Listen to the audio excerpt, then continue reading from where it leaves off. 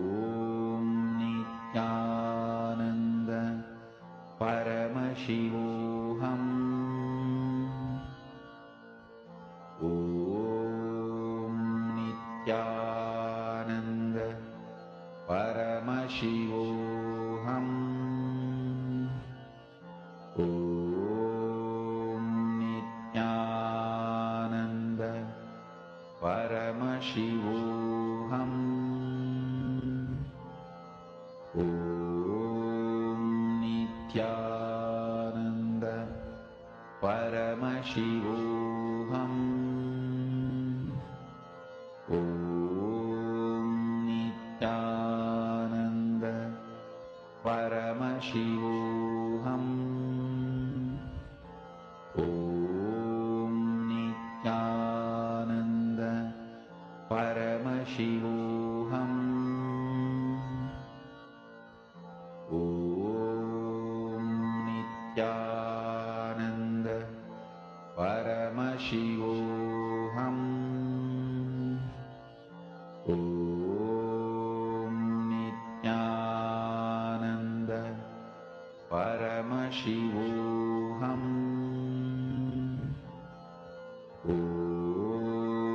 Nithyananda Paramashivoham. Om Nithyananda Paramashivoham. Om Nithyananda Paramashivoham. Om Nithyananda Paramashivoham.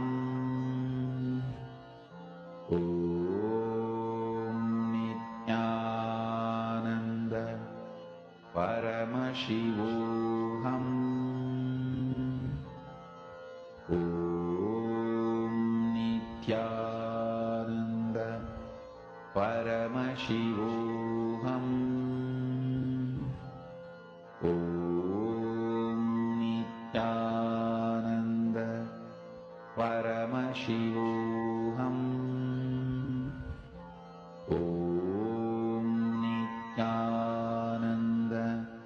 Paramashivoham. Om Nithyananda Paramashivoham.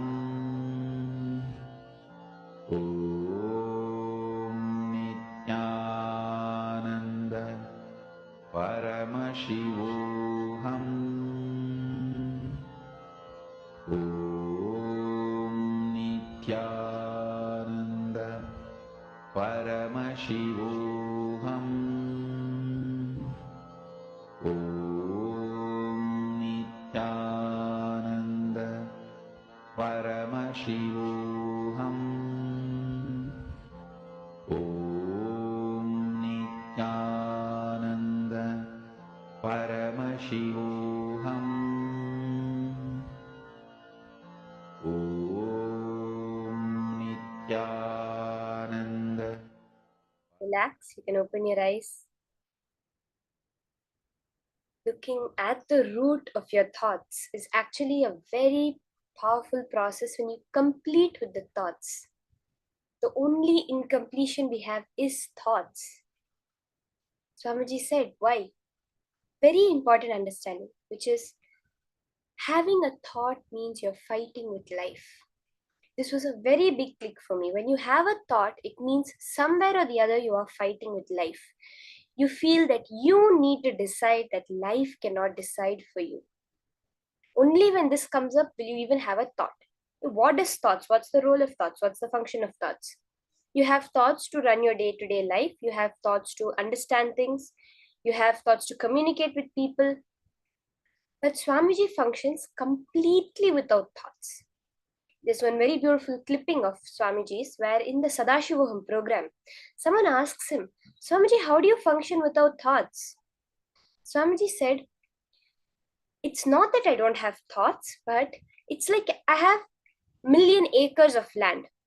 For you, your entire 1,000,000 acres are taken over by thoughts. So you think that you are only having that 1 acre space. But for me, that 1,000,000 acres, only 1 acre I keep for thoughts. So the rest of it is just pure space. When you need to do something, whatever arises will automatically happen. In that clipping, Swamiji says that he pauses, he's talking and he pauses. And then he tells the person that during that pause, I didn't have any thoughts. It arises in his system and immediately comes out. There is no secondary process of filtering, of stopping it, of understanding, of interpreting. No. As the cosmos reveals it to him, he comes out. That is why thoughts are fighting with life, because you think you need to plan for yourself. You think you need to do something. But when you are surrendering to life, when you understand that life has that intelligence to make whatever necessary happen, that Paramashiva is the one because of whom I'm even alive right now. A dead body has no life. The only difference between a dead body and you is the Paramashivatva within you. So when you are saying that, yes, now Paramashiva is the one keeping me alive, he knows how to make my life happen for me. He knows better than anybody in this universe. There's a beautiful satsang, Swamiji says, don't plan too much. Let God also plan a little bit for you. Exactly like that. That is why we complete with the thoughts. Because we're surrendering to life. We're allowing the cosmic energy to flow through us. Not trying to, with our limited energy, trying to make anything happen.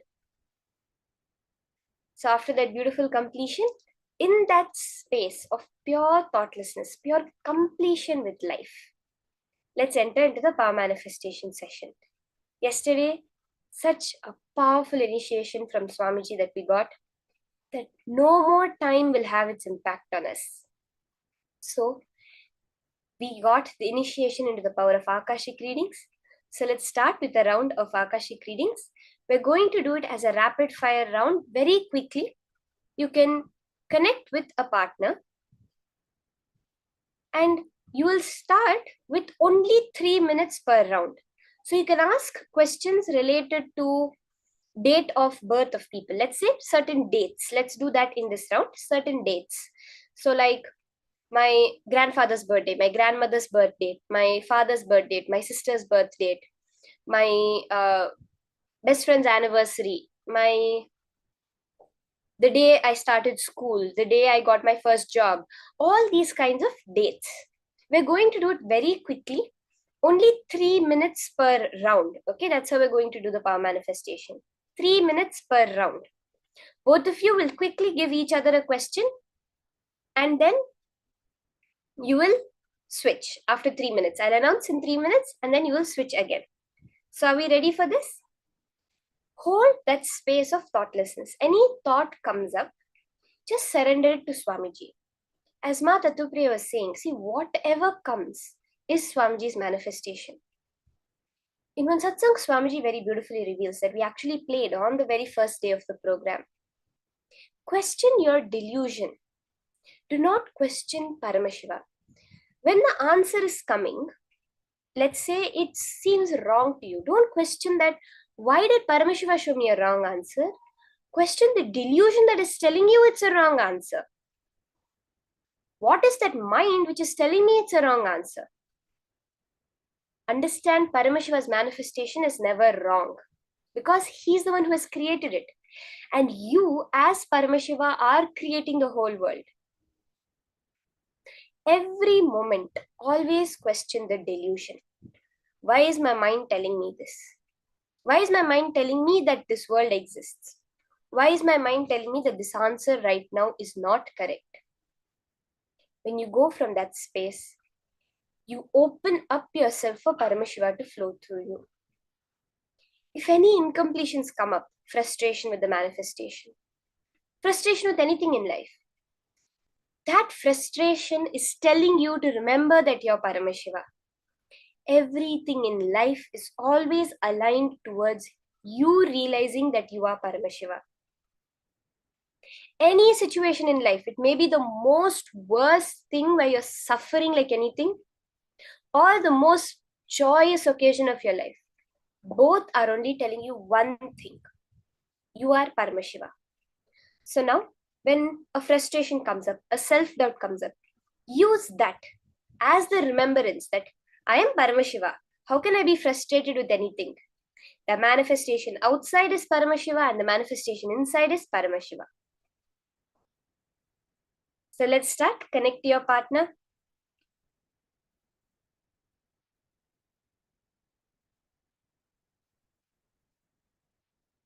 And let's start the first 3 minutes. I'll be putting a 3-minute timer.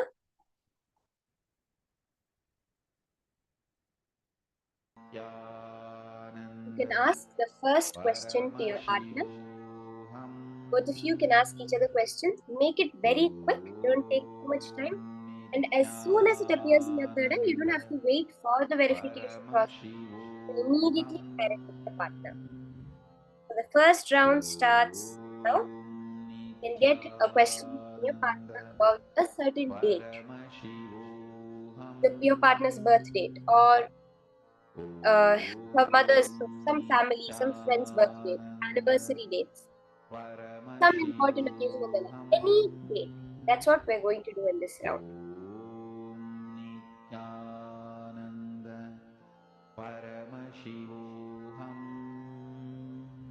That's awesome. I see the manifestation starting in the rooms.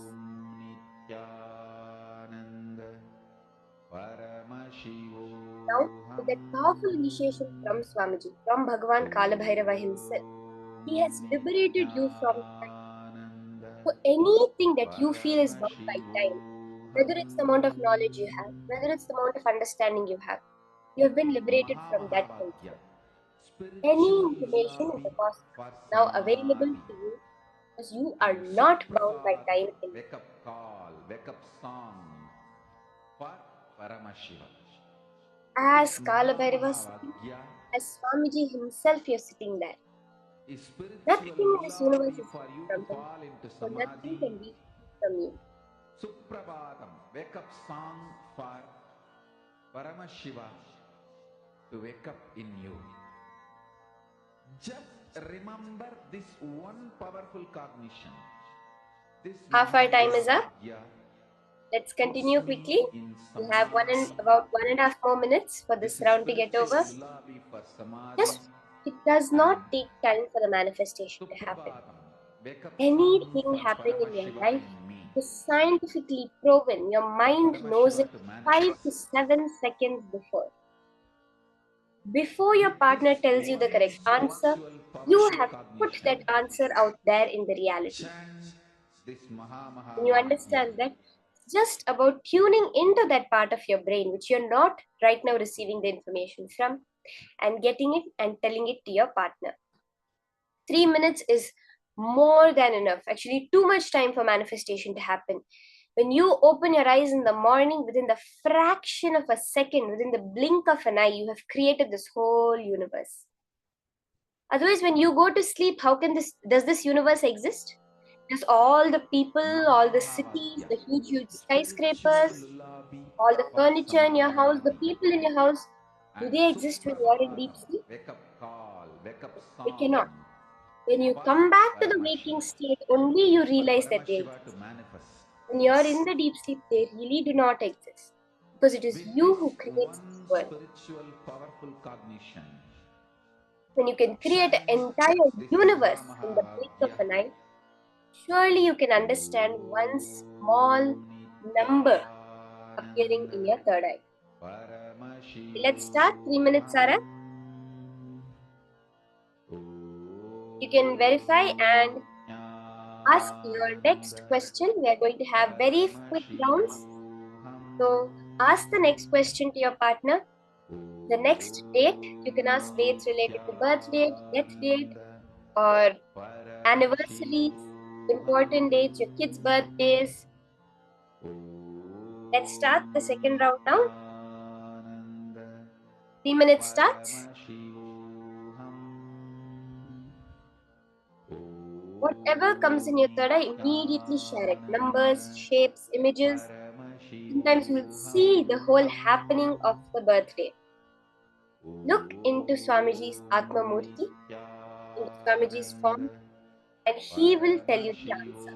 This power of Akashic reading is completely independent of us. It is only Swamiji's manifestation. Just look at the Atma Murti golden letters in golden numbers, very clearly the answers will appear to you. Nithyananda Paramashivoham. Om Nithyananda Paramashivoham.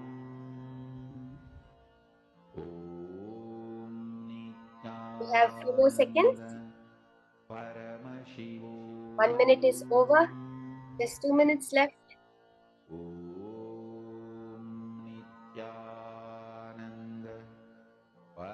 The whole past, present and future is available to you with the blessings of Mahakala Bhairava.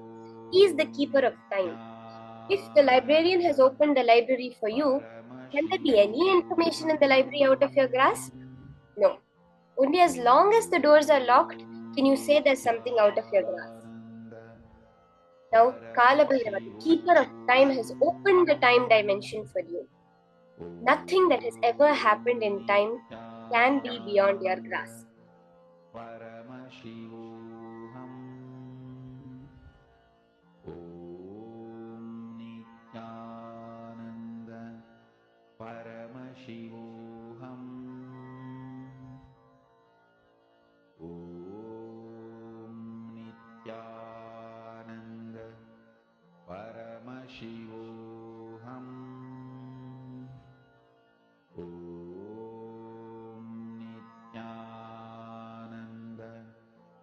About 30 seconds left. Let's verify our manifestation. You can share with your partner whatever you saw through your third eye.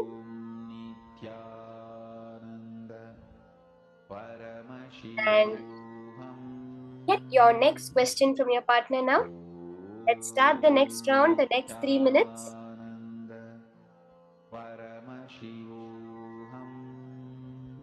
You can verify quickly your answers. Be constantly in the activism of life. Be aware of everything happening within you without letting it affect you. Be completely involved. The life within you is Paramashiva. Starting the next round. Okay, get the next questions.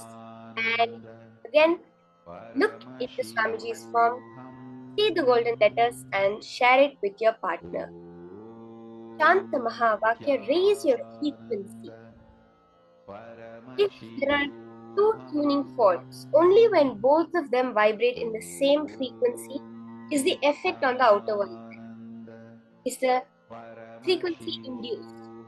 Now when you are raising your frequency with the Mahavakya, to that frequency of time, of the information of the cosmos, will just get downloaded within you.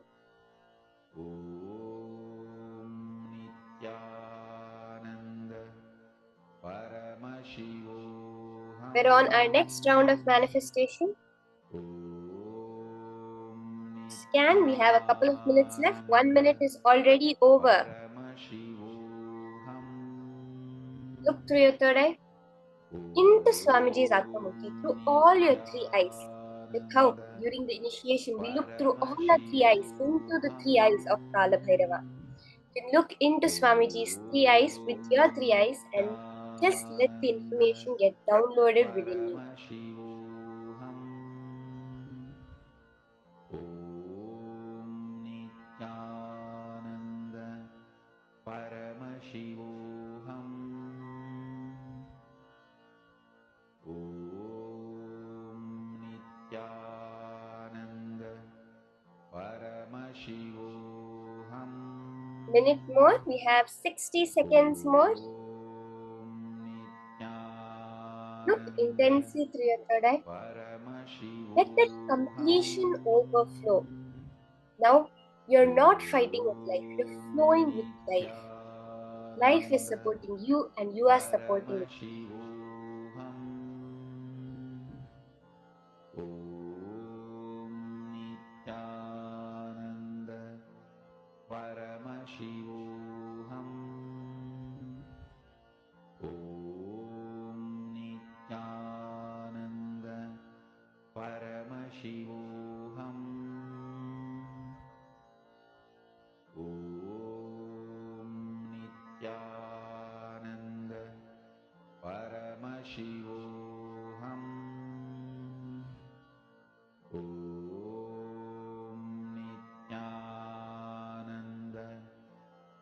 All manifestation in life, all power manifestation fundamentally starts with Nirvikalpa Samadhi.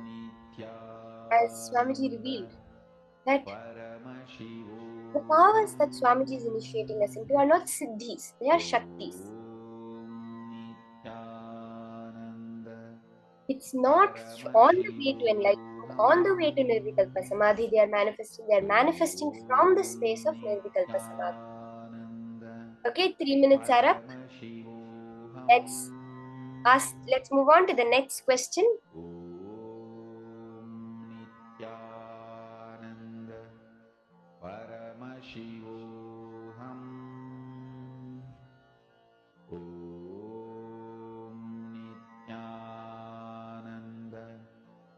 The next question, we're moving on to our fourth round of the manifestation.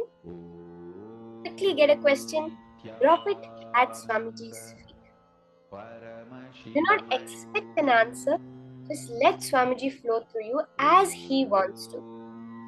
Whatever happens is his manifestation, is your own manifestation in that space of oneness with Paramashiva. So don't try to expect something, ask for something. No. Let the manifestation happen. The right answer, whatever is needed, will just appear to you very clearly through this power.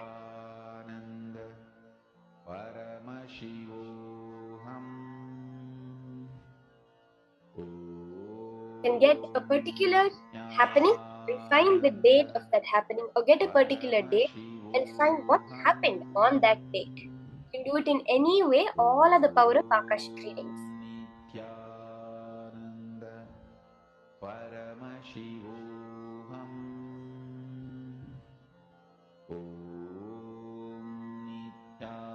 When we do the power of Akashic readings at its ultimate level, you can actually even have, let's say, my grandfather's name. And through your third eye, you'll be able to scan and exactly tell the name of a particular person. Like this, there are so many ways of Akashic readings. And ultimately, as Swamiji has revealed, this power of Akashic readings gives you such clarity in your life, where you know every moment what space you need to be in.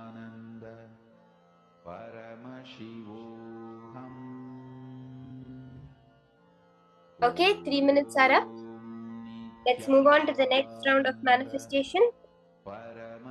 Our next 3 minutes starts now. Our fifth round starts now. You can verify with your partner the answers and get your next question, the next date.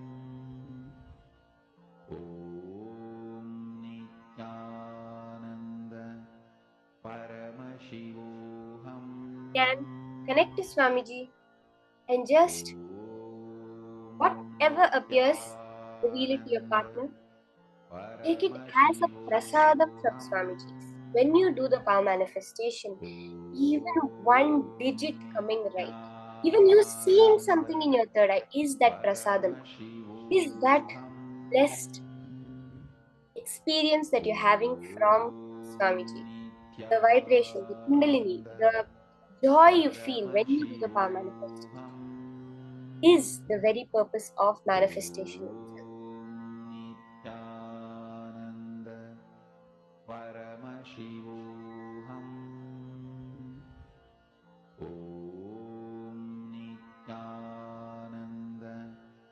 Continue scanning.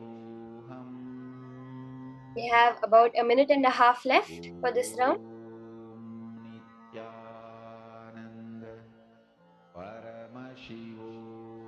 You can scan whatever details you're able to see through your third eye of the happenings on a particular date.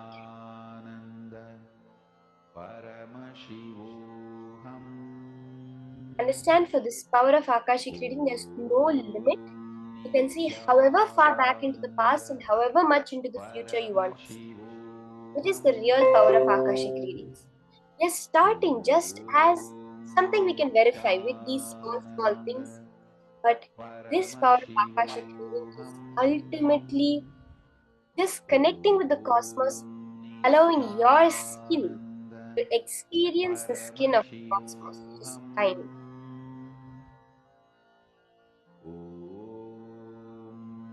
Nithyananda Paramashivoham.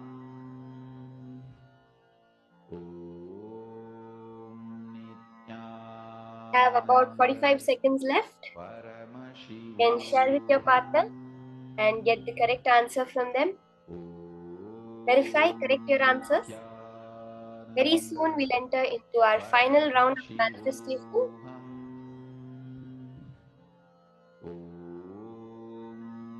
Nithyananda Paramashivoham.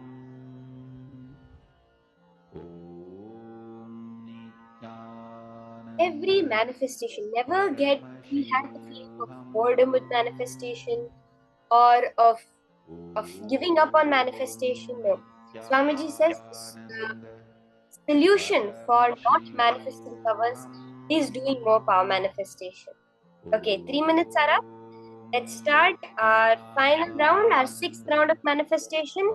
Get your questions and just look at Swamiji's third eye, gaze into Swamiji's form and get your answers. If you have the Jnananjana, use it. As I was saying, the biggest solution for if there's some power you feel, no, I'm not manifesting, do more of it, because that's the solution to make the manifestation happen, as Swamiji has revealed.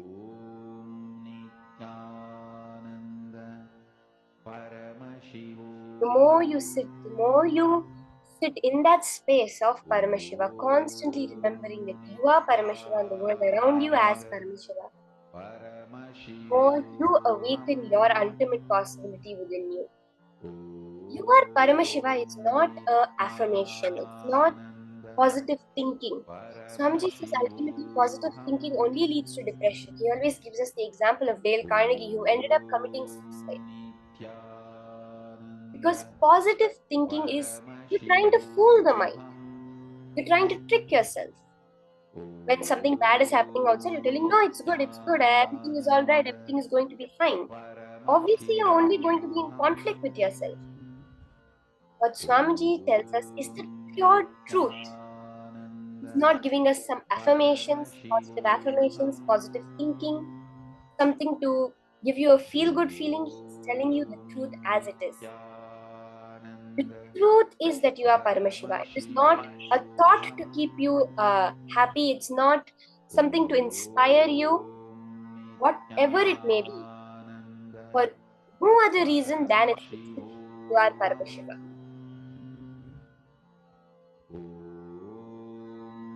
Then get your date and continue scanning. We have only about a minute left for this round, the last round of power manifestation.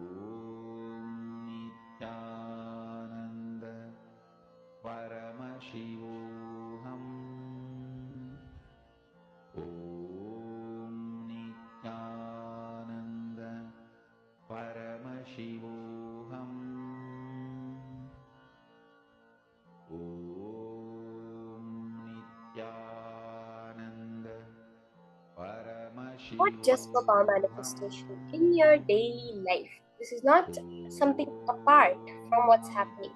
Any situations you encounter, you can always remember these powerful cognitions, make your life a manifestation. But even the smallest thing, it's a little hot, or there are a lot of flies in a certain area. So the biggest things are you're about to lose your house, you lost your job, you're going to lose your car, you're going to lose your whole family. For any situation, be completion with your thoughts. Stop fighting with life. Life will manifest. Life is always manifesting your Paramashiva properly. When you recognize this, that is when we understand that Paramashiva space, the space of eternal auspiciousness in our life. Okay, our time is up. We're done with the power manifestation. Let's finish verifying with your partners and get ready for the next session.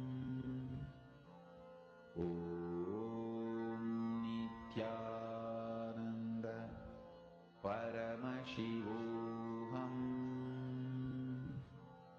Om Nithyananda Even Swamiji says that whole Kailasa, an entire nation, a country, something considered impossible in the 21st century, Swamiji manifested just through Nirvikalpa Samadhi, just sitting in Samadhi and remembering himself as his true form, as Paramashiva sitting there. Swamiji says, just in Samadhi, as a byproduct, the Kailasa has happened. Your whole life is just a byproduct of what you hold as your inner space. So finish up your last verification. We're going to be entering into a very beautiful session, understanding more deeper about this Nirvikalpa Samadhi, the exact science that Swamiji has given behind. How do you experience it in your daily life? Where you can pull out your reality just from your space dimension. That is the science of unclutching that Swamiji has given us. This is what let's now hear from Swamiji.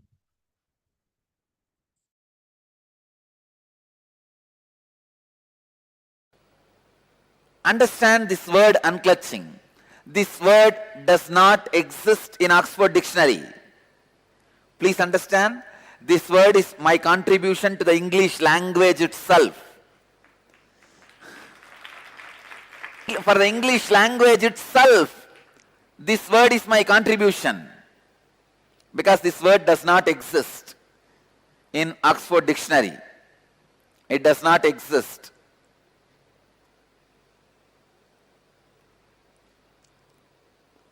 One day early morning, like intuition, suddenly this word has flowered in me as a Mahavagya. Mahavagya means the ultimate truth, the ultimate statement. Each Mahavagya is the punch dialogue from one Upanishad. It is a punch from one Upanishad. Each tradition have their own Mahavagya. There are so many Mahavagyas. Aham Brahmasmi, Tattvamasi, Prajnanam Brahma,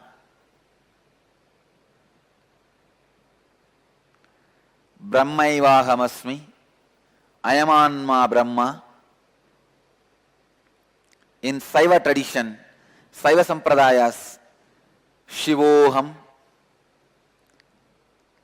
There are so many Mahavagyas.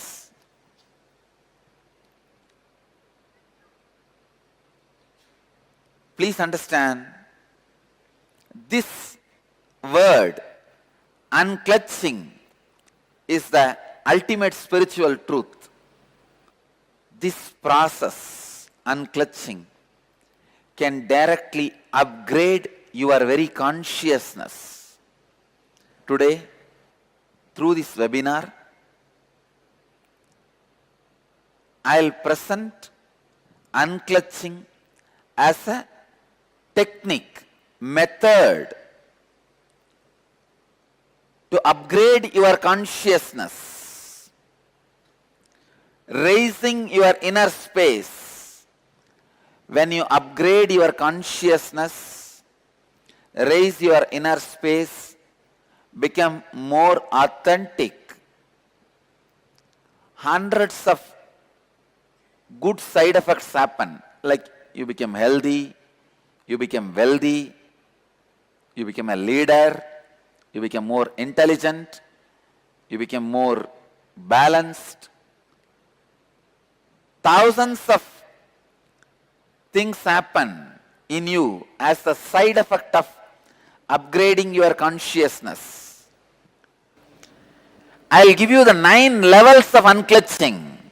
First, unclutching from your outer world, means when you have problems related to name, fame, money, if you unclutch, please understand, I am not saying you need to lose that money, name and fame. No.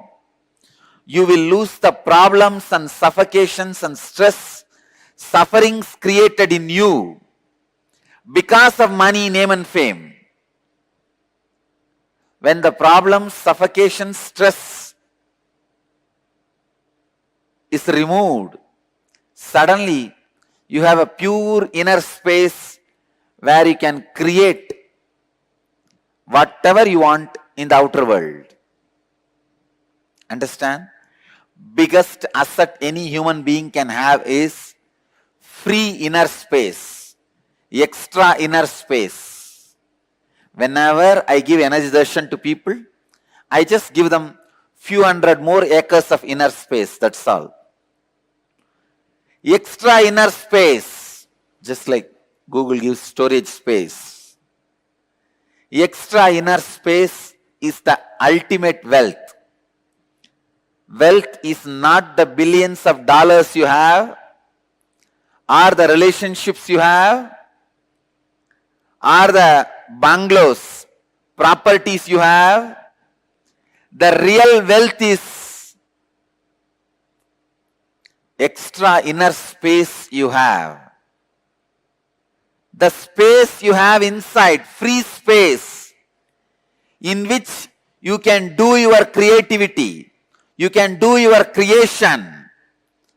That extra free inner space is the real wealth. When you unclutch from the difficulties, stress, sufferings, suffocation created by money, name and fame, you achieve that ultimate wealth, extra free inner space. Second, unclutch from the outer world identities. The identities you carry, social identity, professional identity, racial identity, national identity. Sometimes you think you identify yourself based on your religion, your country, your race, your caste, your community, your creed. Please understand, this racial identity, national identity is responsible for millions of people dying every year in the planet Earth. World's worst terrorist on the planet Earth is racial and national identity. Please understand, largest number of deaths on the planet Earth is caused by racial and national identity. The moment you feel you belong to certain geography, you are ready to sacrifice your life for that geography. People die, especially youngsters. Millions die in the war fields. And without any guilt, without any even second thought, people kill people just because their national identity. Identity you create because of your geography. I tell you, most uncivilized act is killing people because of your racial and national identity. It is so unfortunate still human beings have not evolved from that low conscious of killing people, destroying people because of racial and national identity. Same way, the racial identity is responsible for all religious and communal terrorism.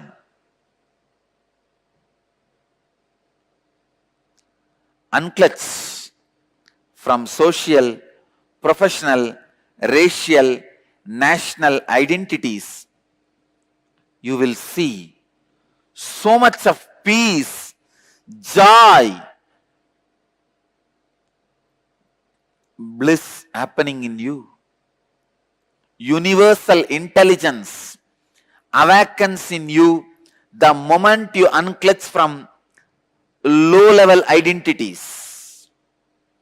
The moment you unclutch from racial, national identities, immediately the universal intelligence awakens in you. Third, unclutching. Unclutching from thoughts, verbalization and visualization happening inside.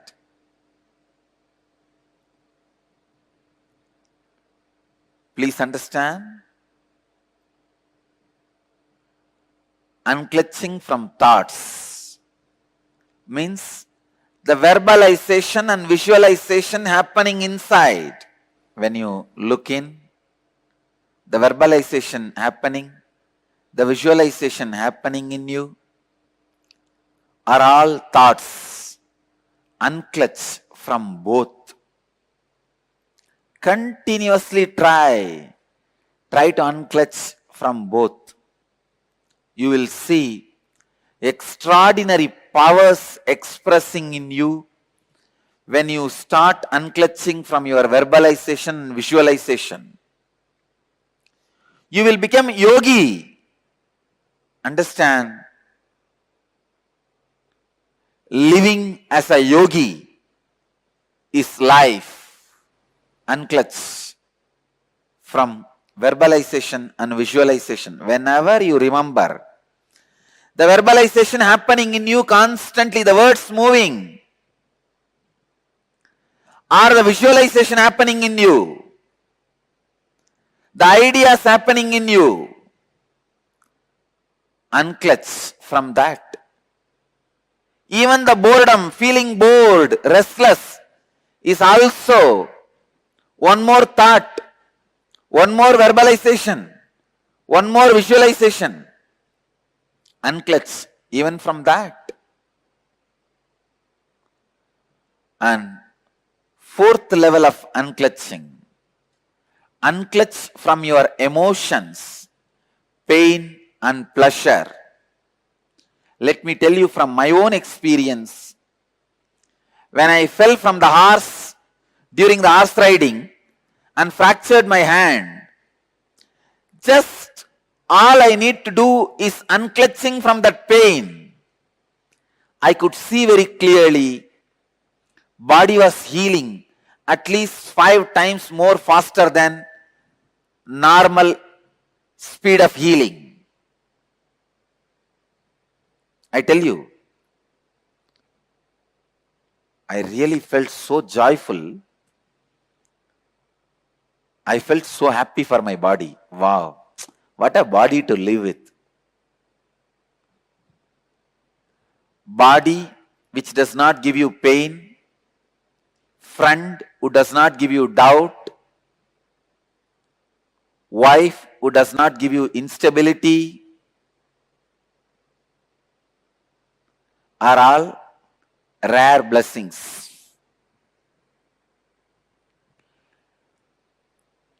Body which does not give you pain is such a joy to live with that body.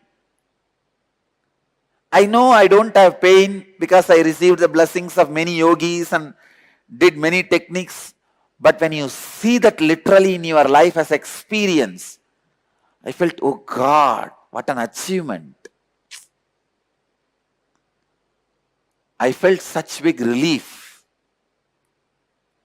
I tell you, when you unclutch from pain and pleasures, not only you are free from it, even your health improves drastically. Fifth, unclutching. Unclutching from the inner world identities like parental conditioning, ahankara and mamakara. Ahankara means the idea you project about yourself to others. Mamakara means the idea you believe about you as you inside you. See, always the idea you project to others about you will be more than what you are. Mamakara, the idea you believe about you in the inner self is always lower than you. Idea you project on others, an idea you project on yourself. This ahamkara and mamakara,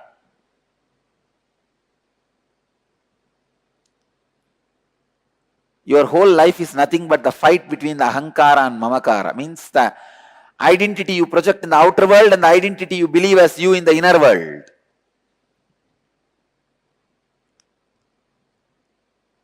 Unclutch from inner world identities, both the identities.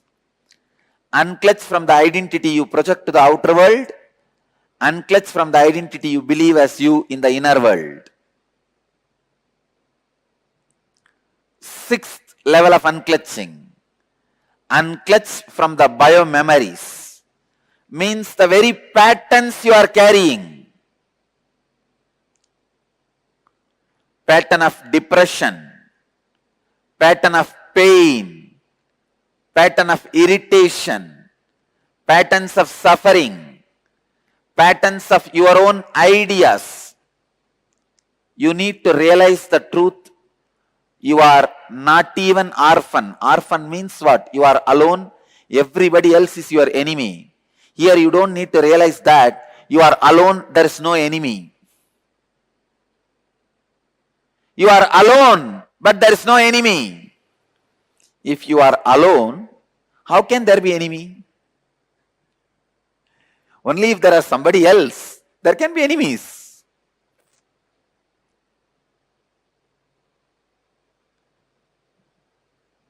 If you unclutch from the patterns to the extent till you realize there is no patterns in reality. In reality, you are alone. In reality, you are just existing. Kevala. Next, unclutch from body. Unclutch from body itself. Please understand. When you unclutch from your body, thousands of disorders you create by yourself, like arthritis, blood pressure, all this completely disappears. The seventh level of unclutching is unclutching from body. And eighth level of unclutching, unclutching from the idea of time. Unclutch day, night, morning, evening, midnight. Go on unclutching. Unclutch from the idea of boredom, feeling restless. Unclutch from the idea of time.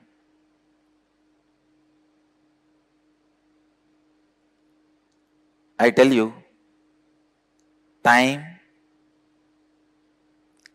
is the greatest myth you are carrying in your life. That is the worst conditioning you are carrying.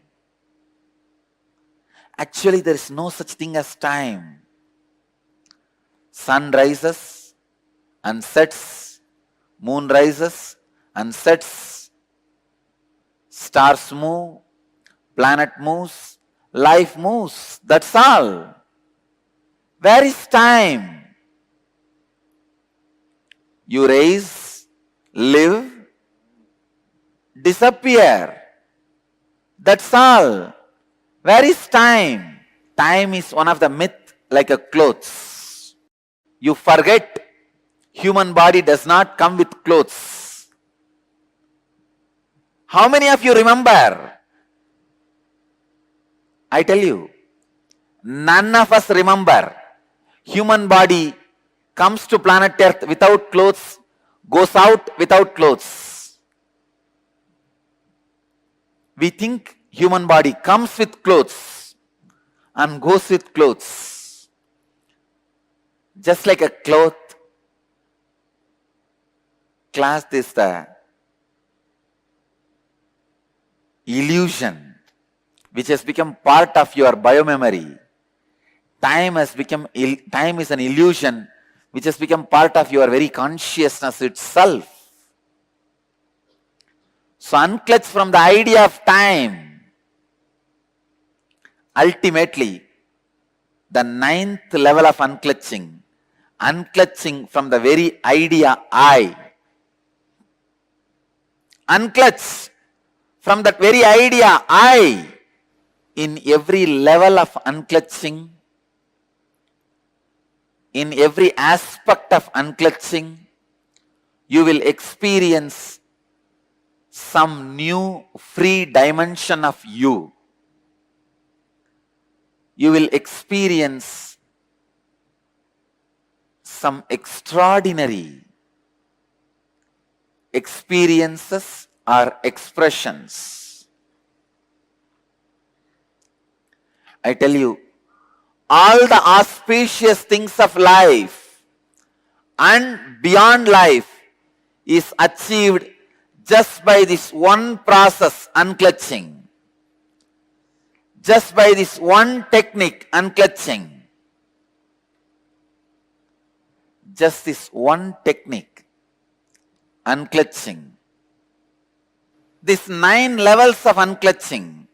The 9th level is unclutching from the very idea I. The I. The very idea I is the source of everything you experience, you perceive. Unclutching from that very source. The idea of I. You can start in these 9 levels, any one level. Because of the benefits and experiences you will have, simply you will move to next level and experience all 9 levels.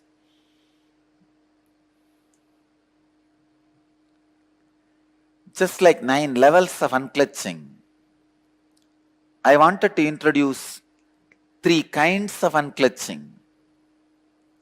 Unclutching from the luxury activities, like activities may not be required for your life, which you do as a luxury, playing video games, luxury activities. Second, unclutching from existential activities. Means for your existence, you start doing many activities like going to your office, your profession. When I say unclutch, I don't mean you will stop those activities. Your body will be performing those activities. The sufferings and the stress caused by those activities will not be there in your body. That's all. In your being. Third, unclutching from the survival activities. Even the basic survival activity like a food, eating, sleeping, unclutching even from those things. When you unclutch from the survival activities, please understand, I am not saying you will stop eating, you will stop drinking. No. All I am telling you is, you will live in unclutched space. Your body may continue the activities necessary for survival. Unclutching is the greatest life solution.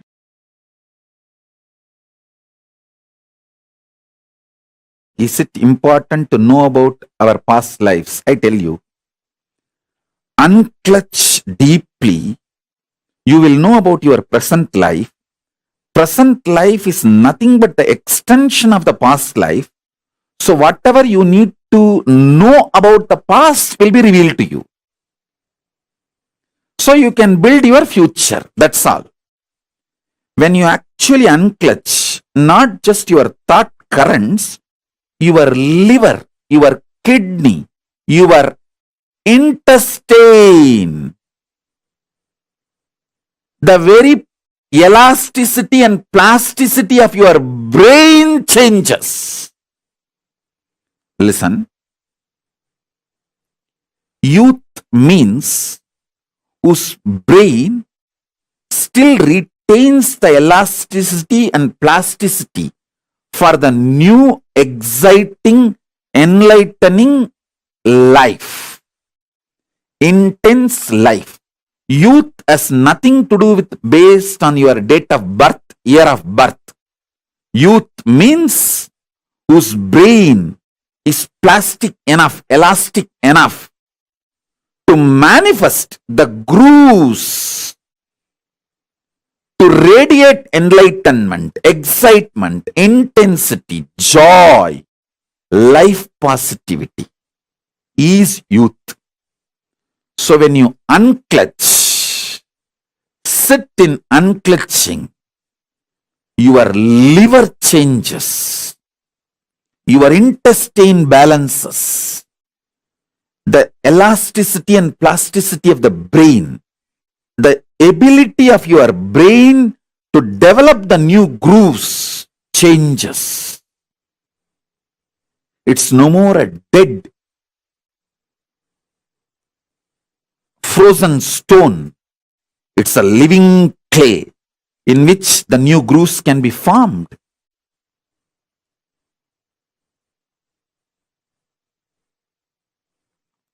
Youth is a person who can get inspired, who can get excited, who can really awaken himself for developing the grooves of enlightenment. How to convert the fear energy to my advantage in everyday life? Simply decide to unclutch. Ferociously unclutch. Arrogantly unclutch. You see how arrogantly you fight with your spouse, husband. How you don't give up. Same way, just don't give up to your fear. That's all. Treat your fear as your spouse. That's it. How you sit and plan even when he or she is not there. What all arguments you should throw when he comes back, when she comes back. See, you spend certain time fighting with your spouse. All the remaining times you spend in preparing mentally for the fight. Same way, don't give up. Don't bend in front of your fear. That's all. Treat it like your spouse.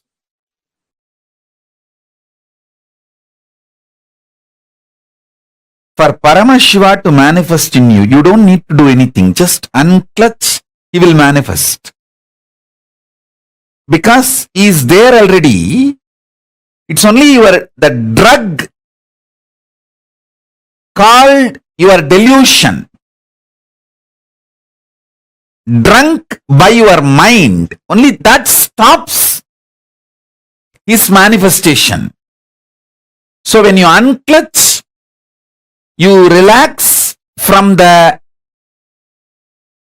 mind drugged by delusion. When you just relax from that mind, that's enough. He just manifests. He gives you the powerful clicks and cognitions. Powerful cognitions. He gives his state, his space, his powers, his being, and conscious sovereignty. Everything. So just cognize. He is there. He is here now. All you need is just unclutch.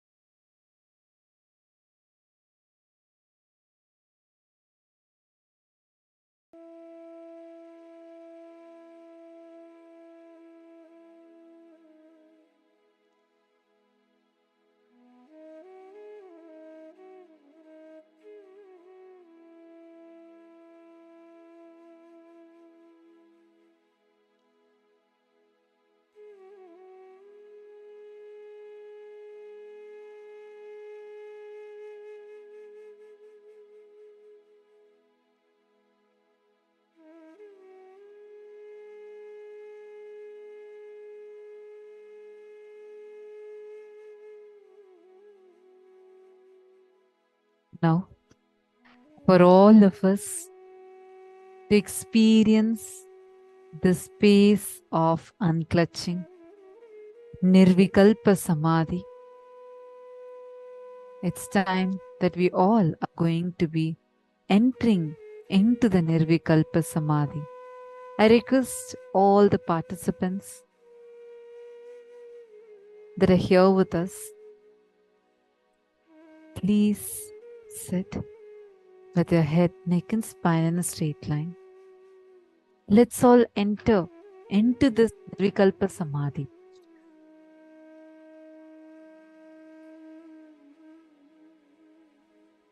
Before we enter into the Nirvikalpa Samadhi, I request all of you to take 2 minutes and write down whatever you have understood so far about Nirvikalpa Samadhi. Please post.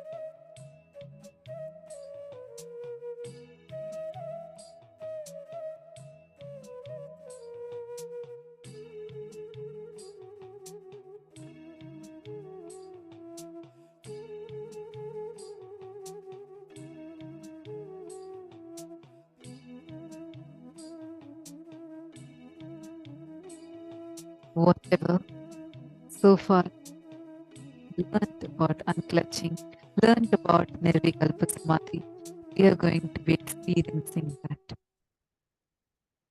Let's all get ready to have this powerful experience now. I request all the participants that are here sitting with us right now. You all, whatever you're doing, request all of you to pause whatever you're doing.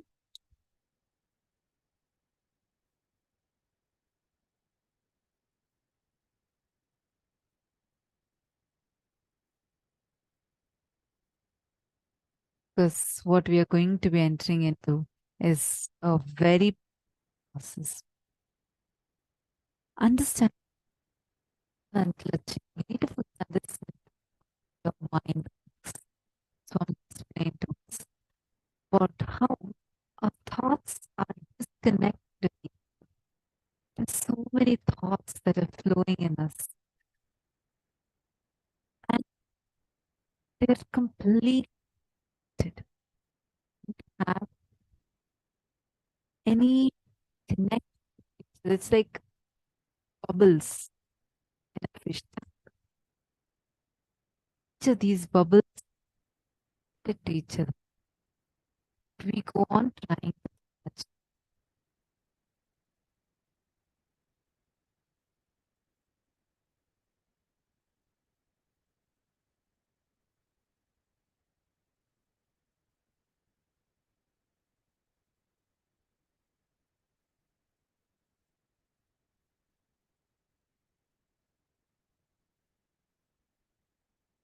It naturally there will be some thoughts. When the thoughts come, usually your mind will tend to connect it, identify it with some past pain or joy, or it will classify it as something related to worry, or there is nothing simple thought is flowing. It is going to try to connect, classify, try to clutch some things, identify some things with past experiences, all of these. Am I right? We all experienced it in our lives. Just this is how we create a shadow. Able to see this image. Now, if you see, there's so many thoughts. Each of these are independent thoughts. So what do? We start clutching them. We label one. I hope you all are able to see the image. You would be able to notice there are labels P, J, JP, P, J, and PJ. So now what is the independent thoughts that are there? You start clutching all the joy thoughts together. You can create something called as a joy shadow. All the painful thoughts together, you clutch and create it as pain shadow.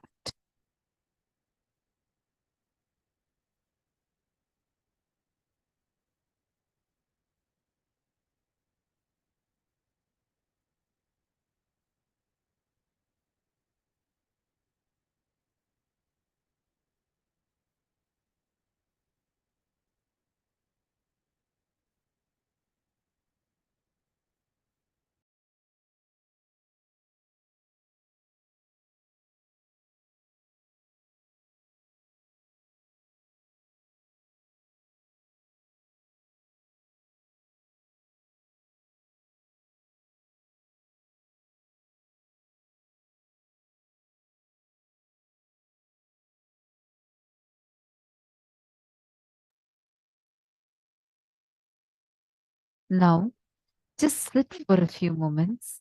Try this simple experiment. Any thought that is coming, do not clutch it with your past experiences. Don't clutch it with your past suffering or joy. When words come out of your being, instead of giving meaning to it, just see the source of the sound. Sounds are raising in your inner space. When to give meaning, you become realistic. If you look the source, you go towards the truth.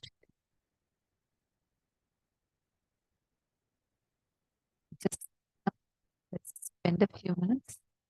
Just not create a thought, not cherish a thought, do not destroy.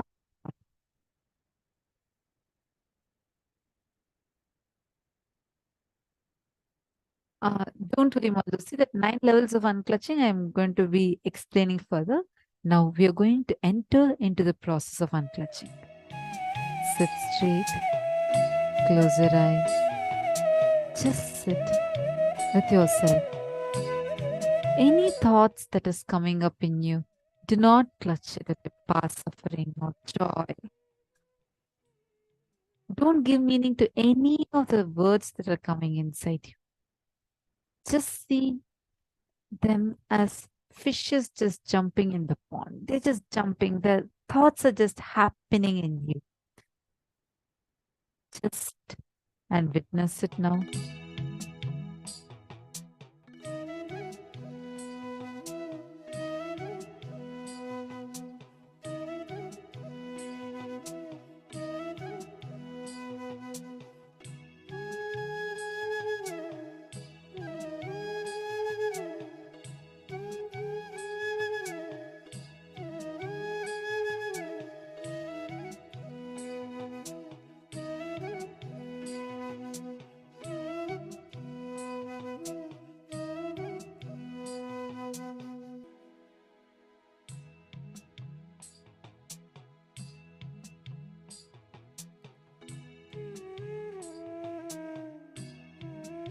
Whatever is coming, just unclutch from everything.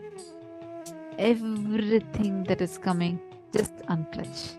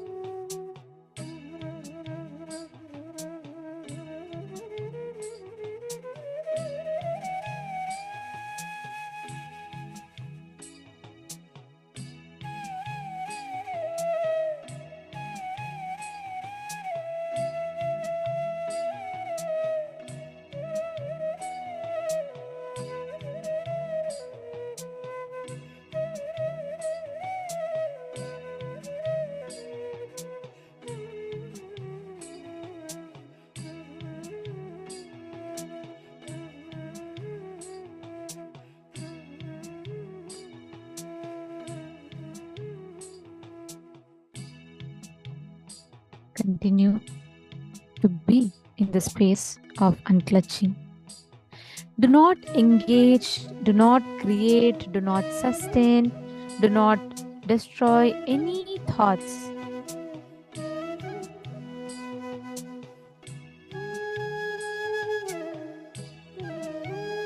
Remain in that deep space of unclutching. The longest that you can be unclutched, the more longer you are in that space of powerfulness, the more longer you are experiencing the freedom.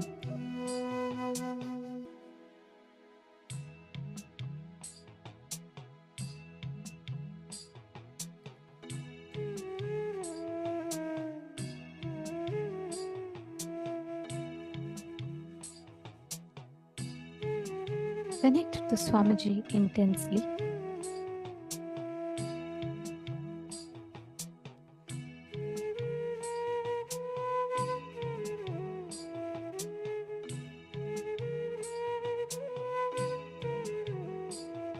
Now it is in this state that you will be able to have the answers for any questions that you have, meaning your consciousness opens up to answer all your questions, to lead you to more and more breakthroughs in every questions that you have, in everything that you want to know.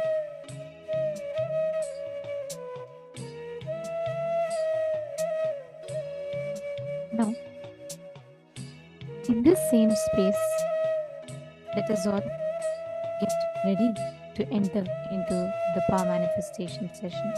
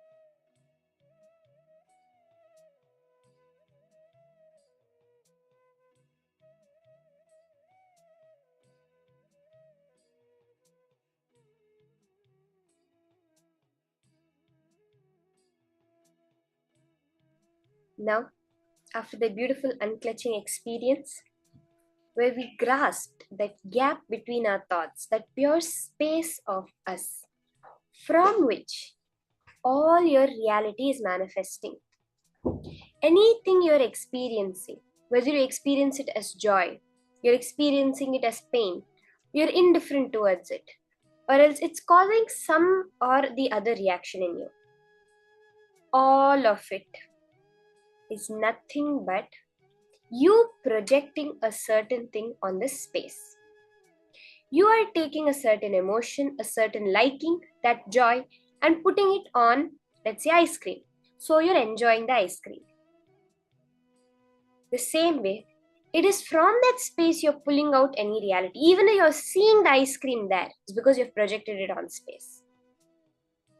From space, you can do the 3D printing of your reality. That is the power we're going to be doing now.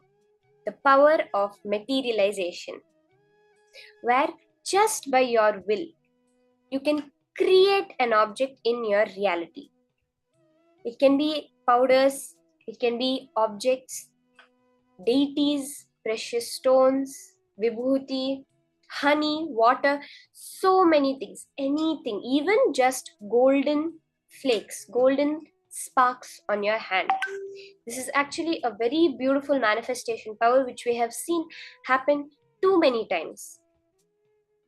Just by the power of materialization, in the palms, you'll be able to see the golden sparkles, golden specks appearing very clearly. Now we are going to do the power of materialization.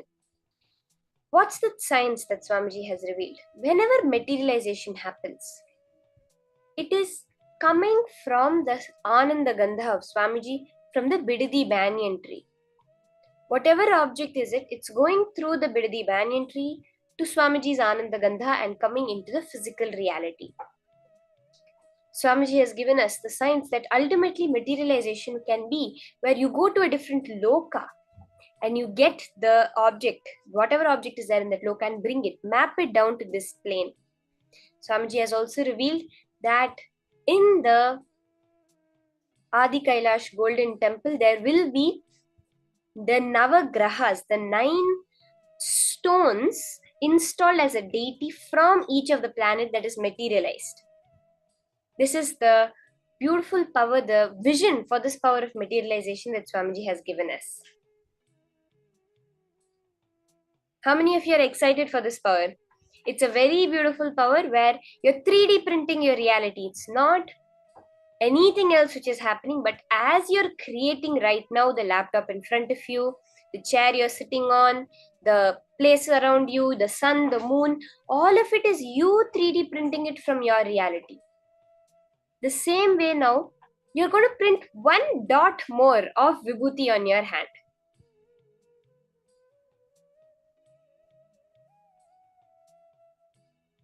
That is all is happening now.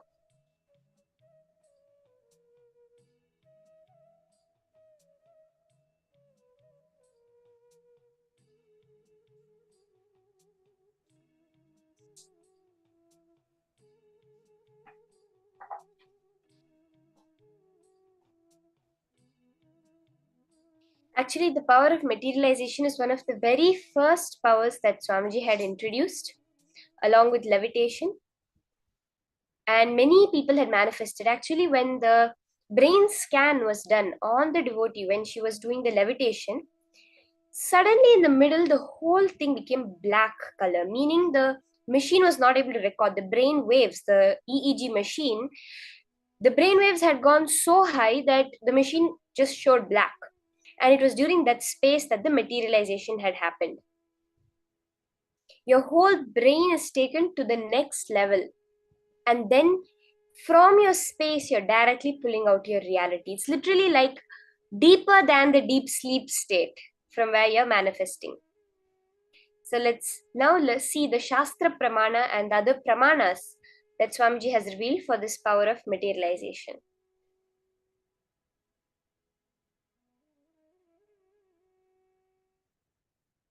The Shastra Pramana for this power is from the Paushkara Agama, Vidyapada, chapter 6, verse 101. It says, Praptya dayo gunah pancha yoginah karanatmajaha manasa bhishtha samsiddhi praptirnama gunalayah. The 5 powers beginning with Prapti arise for the yogis through the internal organs, the antahkarana, such as the mind and others. The power of attaining whatever is desired by the mind is called Prapti. It is declared to be the abode of all desirable powers, an abode which brings about all the desired qualities. as Swamiji beautifully says, your antahkarana is your manas, your buddhi, all these internal parts of you that are there. What you understand as your mind, what you understand as your power of perception, the power of grasping, the power that connects what you see in your reality to what you believe. Through that, you manifest, through the initiation, you manifest the power of prapti, of gaining whatever you want, being able to manifest in your reality just by your will.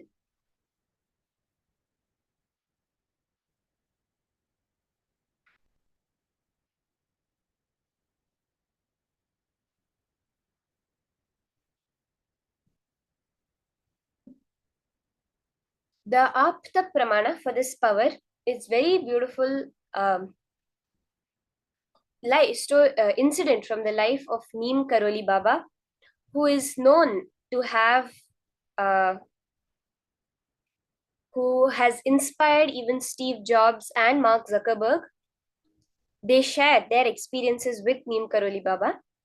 So Neem Karoli Baba was born in 1890 to a Brahmin family. His parents got him married at the age of 11, but he had no interest in the worldly life and ran away from home and reached Gujarat, taking the life of sannyas. After 15 years since then, his father gets to know where he is, begs him to come back home, and after lots of pleading and crying, Neem Karoli Baba agrees to come home. Then he continues his regular life and has 3 children. But then again, after a few years, he leaves again, never to come back. Then he starts traveling and doing lots of miracles for people and helping them. And then in 1973, he attains Mahasamadhi.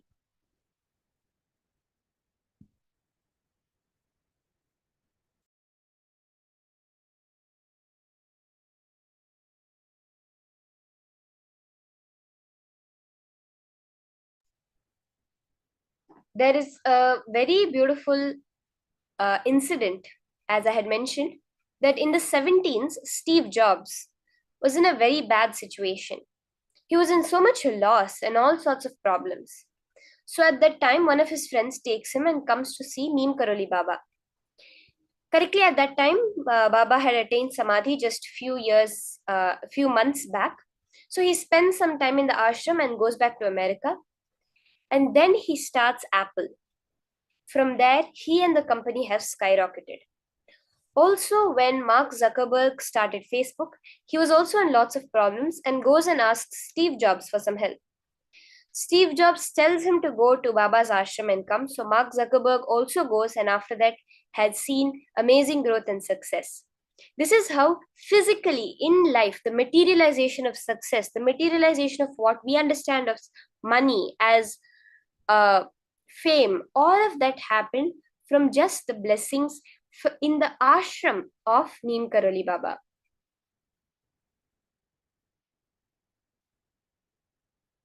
This is the apta pramana for the power. And we have seen Swamiji doing the power of materialization in many, many different ways, and even through his own devotees.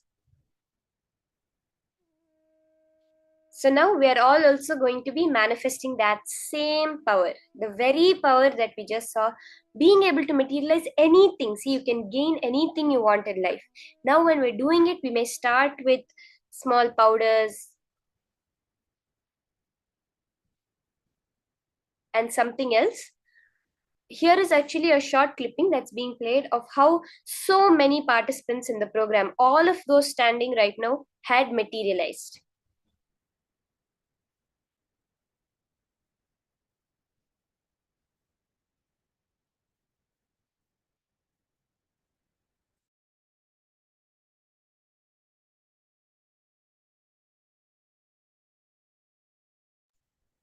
Now, let's all enter into the power manifestation. Just you can first clean your hands, wash your hands, or you can wipe it nicely. Check that there's no marks, nothing on your hand. You can wipe it or wash your hands and wipe it really well. If you have any kumkum vibhuti around you, you can clear up that also. You're going to do this purely as a manifestation. So you can clear up everything And you can clasp your hands like this. You can clasp your hands or leave it open. Usually we prefer clasping our hands. So you can just hold your hands like this in the Samana Mudra that Swamiji reveals. And now connect to Swamiji, chant the Mahavakya, do the whole unclutching process. Do the entire unclutching process as you're doing, because it's from the space that the whole materialization happens. It is not by some will, it's not by some desire, it's not even by anything related to the length, breadth, and depth. It's beyond the time that Swamiji yesterday Kalabhairava liberated us from. It is from that space dimension that the materialization is going to happen. So just do the unclutching. Sit with your head, neck, and spine in a straight line. Remember Swamiji in your third eye. Chant the Mahavakya intensely. You're raising yourself to the vibration of making the energy into matter. Both the subtle form of energy, of matter is energy, the gross form of energy is matter. All you're doing is taking that conscious energy within you, that space, and bringing it to the matter level. You can start the manifestation.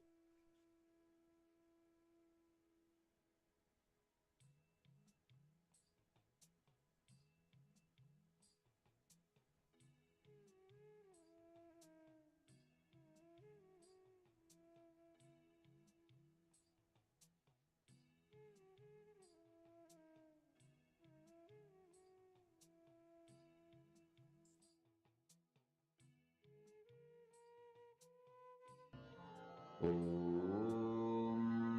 Nithyananda Paramashivoham.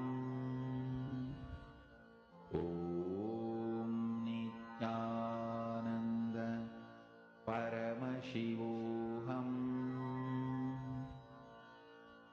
Om Nithyananda Paramashivoham. Om Nithyananda Paramashivoham. Om Nithyananda Paramashivoham.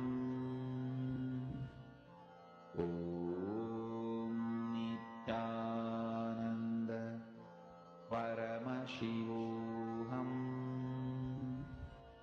Om Nithyananda Paramashivoham. Om Nithyananda Paramashivoham. Om Nithyananda Paramashivoham. Om Nithyananda Paramashivoham. Om Nithyananda Paramashivoham.